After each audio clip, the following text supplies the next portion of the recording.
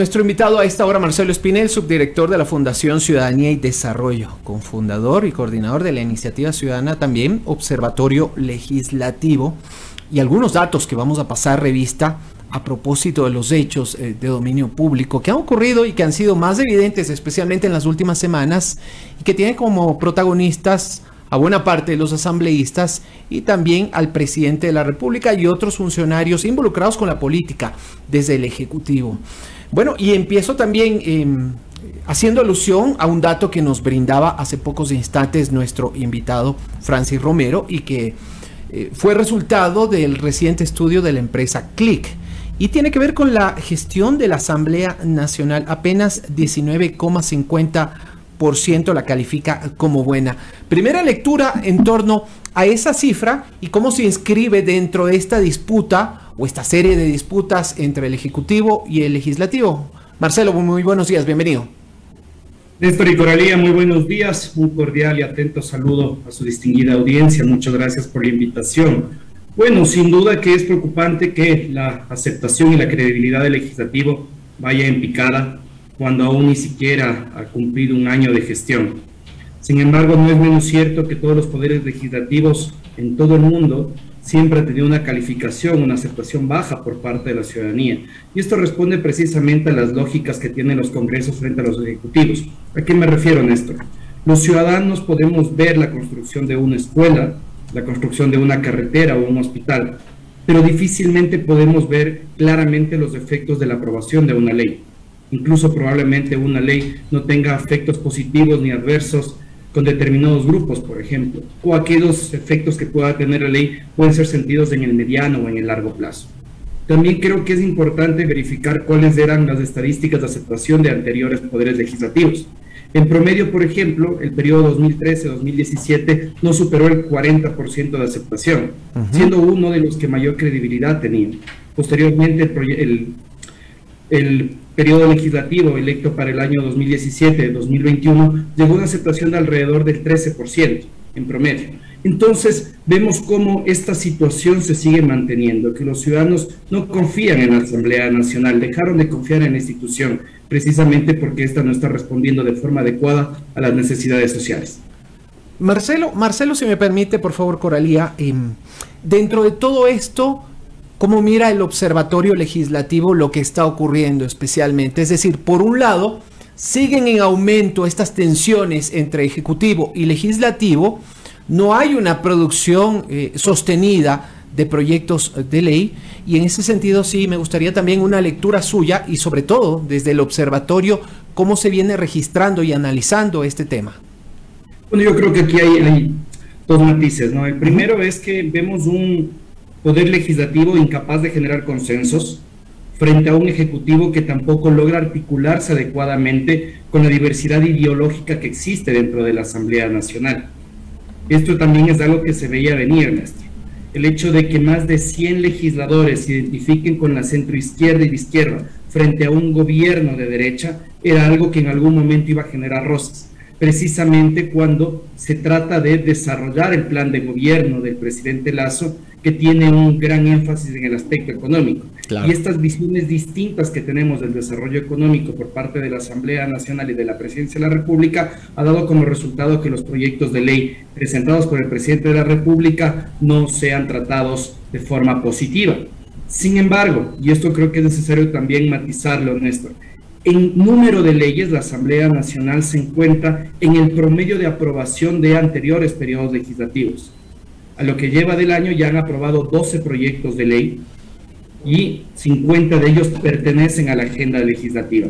Entonces, en números al menos, pues la Asamblea Nacional mantiene este promedio. Sin embargo, yo también creo que es importante puntualizar para la ciudadanía que no es conveniente calificar por números a la Asamblea Nacional.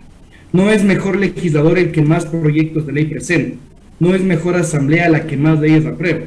Para eso simplemente recordemos qué es lo que pasó con la gestión de César Litardo en el periodo legislativo anterior. En los últimos meses se convirtieron en una imprenta de aprobación de leyes. Comenzaron a aprobar una tras otra, tras otra, tras otra. ¿Y el problema cuál fue? Que después la Corte Constitucional observó esas mismas leyes porque contenían errores. Señor Espinel, muy buenos días. Me gustaría retomar el tema de la aceptación de la Asamblea porque se ha agudizado evidentemente con las declaraciones y las acusaciones del presidente Guillermo Lasso sobre casos de corrupción. En este sentido, ¿cuál sería el impacto real que han tenido estas acusaciones en la Asamblea y cuál es el panorama que le espera? Bueno, es penoso porque los ciudadanos lo que vimos en los primeros días, en los primeros meses de esta Asamblea Nacional, fue precisamente acusaciones de posibles casos de corrupción. Y eso lo que hace es afectar a toda la institución. Desafortunadamente, los poderes legislativos, imaginémonos como una caja de manzanas. Si una manzana está podrida, termina afectando al resto. Cuando existen estos casos de corrupción, a pesar de que sea 1, 2, 3, 4, 5, los asambleístas se termina afectando a la imagen de los 137, no se logra visibilizar acciones positivas del resto de legisladores y eso termina haciendo que se desconfíe en la institución, independientemente de los actores. Pero también hay otro aspecto, Coralí, y es el hecho de que no solo son 5 los legisladores que han sido cuestionados hoy por hoy en la Asamblea Nacional. De lo que nosotros hemos analizado, levantando información de instituciones públicas, de la misma Asamblea Nacional y lo recogido por medios de comunicación, son 27 al menos los legisladores cuestionados. Imagínate. Por sus intervenciones en el Pleno o en eventos en los cuales nos dicen que si es que hay que robar bien, por procesos de investigación que están siendo realizados por la Contraloría General del Estado al respecto del uso de recursos públicos, y por distintas alocuciones e investigaciones que se han hecho en medios de comunicación. Para ahondar un poco más sobre este tema, señor Espinel, ¿cuáles serían las bancadas, los grupos políticos, las organizaciones políticas que enfrentan, digamos, una mayor observación por estos casos de corrupción? Bueno, realmente no hay una bancada que esté más señalada o menos señalada por casos de corrupción. Si uno verifica el detalle, precisamente se encuentran asambleístas de todas las bancadas.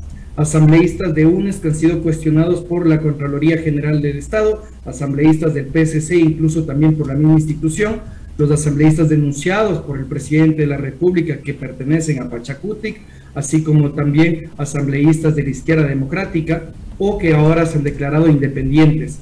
Entonces, en ese sentido, pues yo creo que los temas de corrupción, los temas de integridad de los asambleístas no refieren a una sola bancada, sino que han recaído en todas las organizaciones políticas de la Asamblea Nacional.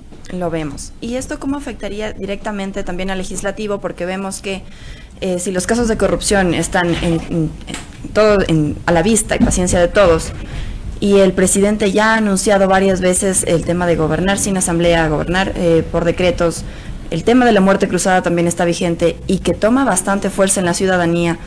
Vemos que tal vez podría ser una opción el tema de la muerte cruzada impulsada precisamente por los propios ciudadanos. A ver, vamos por dos aspectos igual, Coralía. Sí. El primero es qué es lo que debería hacer la Asamblea Nacional y las otras instituciones frente a esto.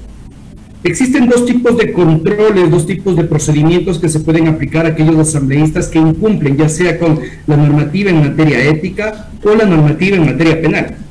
En materia ética, existe ahora un comité de ética dentro de la Asamblea Nacional tras las últimas reformas a la Ley Orgánica de la Función Legislativa, que podría actuar con la finalidad de depurar a la Asamblea Nacional.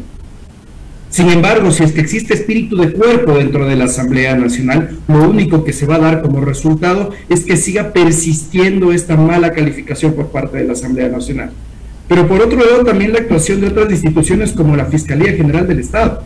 La Fiscalía General del Estado, si conoce sobre la posible comisión de delitos por parte de asambleístas, estos tienen que ser investigados y sancionados. Eran más de 30 los procesos de investigación penal que se estaban llevando a cabo, por ejemplo, en contra de asambleístas del anterior periodo legislativo, y tan solo uno había obtenido sentencia. Entonces, es importante también presionar a las otras instituciones del Estado para que cumplan con sus funciones. Finalmente, Coralía, al respecto de lo que usted menciona sobre la muerte cruzada, yo creo personalmente que el presidente ya descartó esta opción. Creo yo que precisamente la descartó y la manera de mostrarlo fue a través de este cambio dentro del Ministerio de Gobierno, en la cual ya la ministra Vela no está al frente y busca precisamente que un asambleísta o exasambleísta es el que esté frente a esta cartera de Estado para tratar de lograr la articulación entre el legislativo y el ejecutivo. Sí. Que los ciudadanos impulsen este posible proceso de muerte cruzada, pues sería presión social hacia el presidente para que lo haga. A la larga, él es el único que puede, a través de lo que determina la Constitución, realizar. 7 de la mañana con 13 minutos. Marcelo Espinel, subdirector de la Fundación Ciudadanía y Desarrollo, nuestro invitado aquí en El Mundo a las 6 a través de Majestad Radio.